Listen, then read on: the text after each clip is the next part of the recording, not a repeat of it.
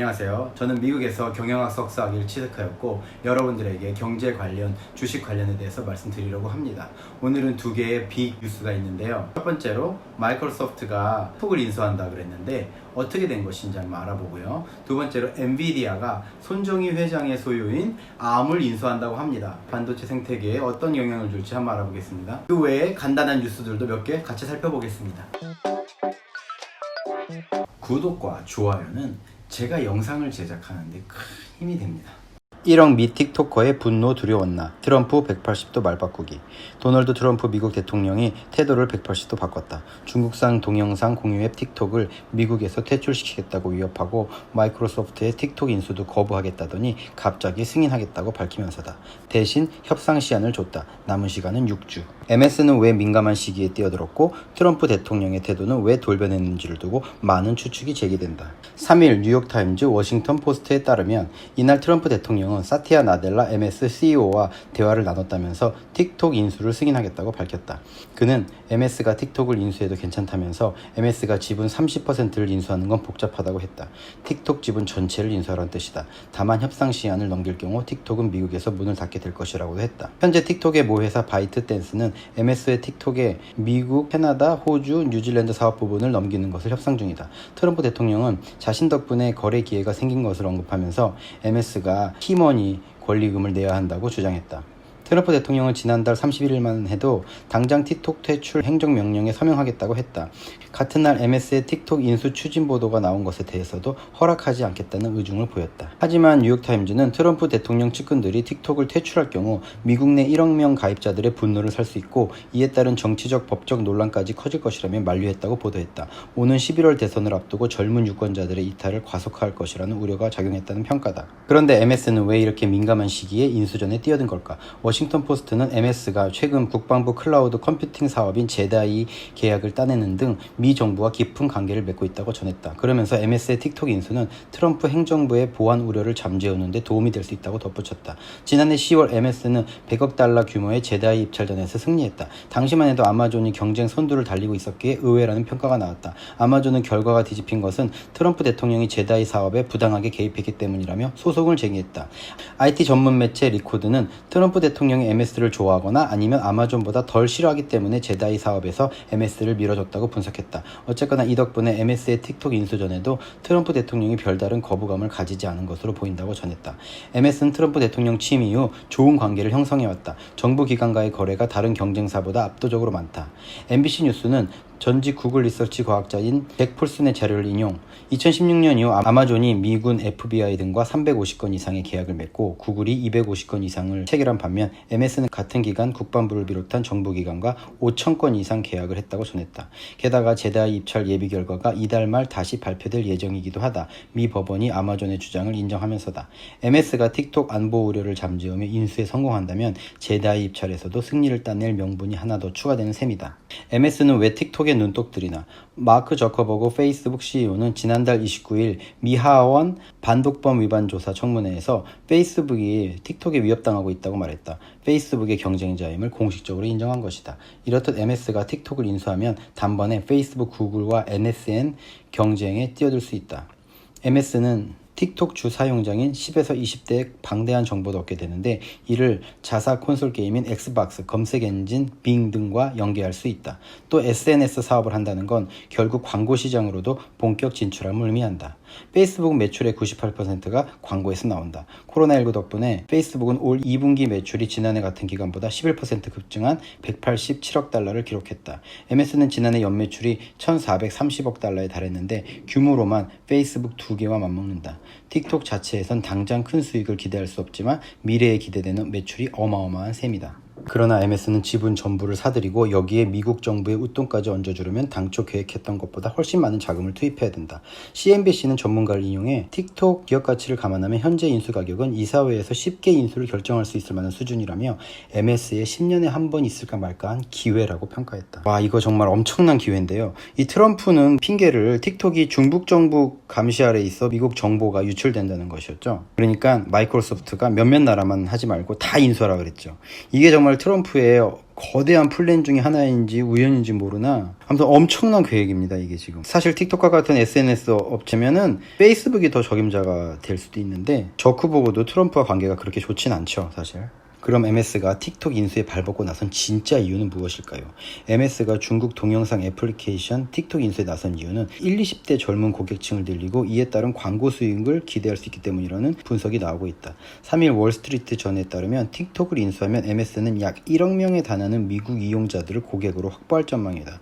MS는 비디오 게임 사업 엑스박스를 통해 기존의 어느 정도 젊은 고객층을 확보하고 있다. 틱톡으로 유입된 젊은 이용자들은 실시간 소통이 가능한 MS의 엑스박스를 통해 충실한 고객층으로 남을 가능성이 높다. 앞서 링크드인과 기터브도 MS에 인수된 이후 이용자 수가 전보다 크게 늘었다. 링크드인은 4억 명에서 현재 7억 600만 명 이상으로, 기터브는 2,800만 명에서 5천만 명 이상으로 이용자가 증가했다. MS는 또 빙 검색 엔진으로 상당한 규모의 광고 사업도 하고 있어 디지털 광고 사업으로 주로 수익을 내는 틱톡의 잠재력을 이끌어낼 수 있는 경험이 풍부하다. 벤 톰슨 애널리스트는 MS는 다른 회사에 비해 틱톡의 잠재된 매출을 끌어올리는데 더 좋은 입장에 놓여 있다고 분석했다.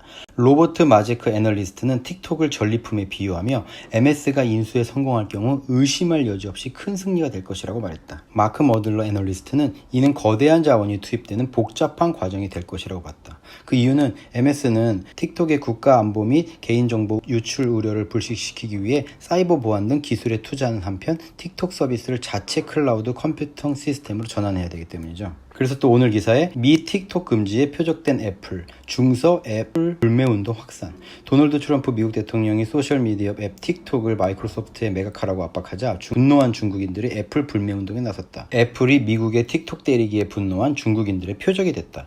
중국 SNS 웨이보를 중심으로 애플 불매운동이 확산하고 있다.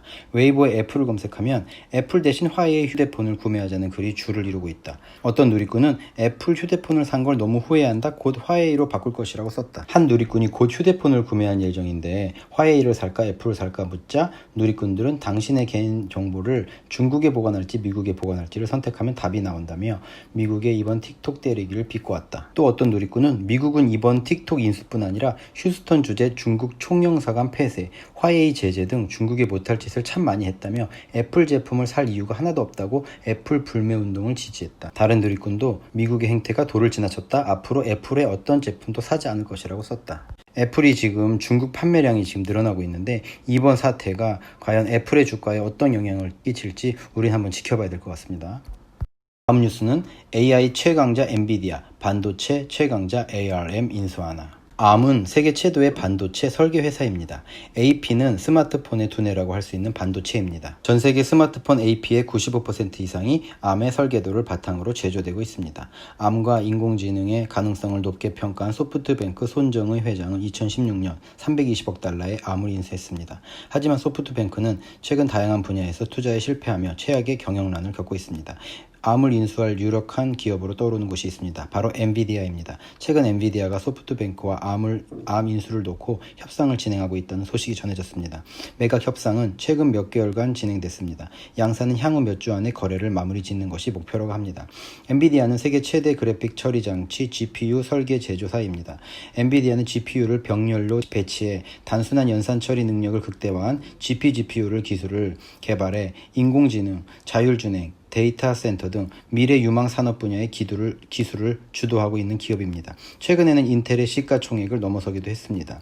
AI 기술에 있어 선두에 있는 엔비디아가 ARM을 인수하여 CPA 기술까지 확보할 수 있다면 미래 반도체 시장 경쟁에서 큰 시너지를 낼 수 있을 거라고 예상됩니다. 하지만 협상이 순탄한 것만은 아닙니다.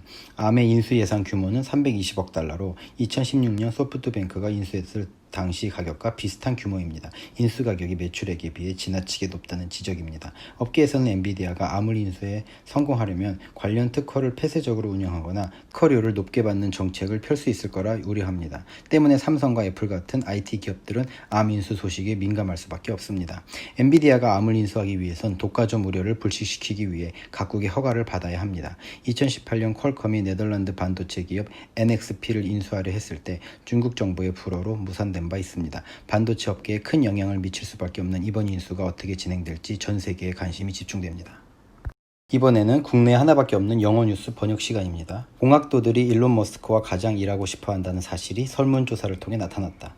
많은 테슬라 투자자들은 이 사업의 단기적 가치를 넘어 경쟁사들에 비해 이 회사가 가지고 있는 잠재적인 장기적 이점에 초점을 맞추고 있다. 모건 스탠리의 애널리스트 애덤 조나스는 새로운 설문조사는 이러한 주요 장점들 중 하나가 최고의 인재들을 이 회사에서 얻을 수 있다는 점을 찾아냈다. 유니버섬은 최근 미국 학생 4만 4천 명을 대상으로 한 미국에서 가장 매력적인 고용주 설문조사를 발표했다.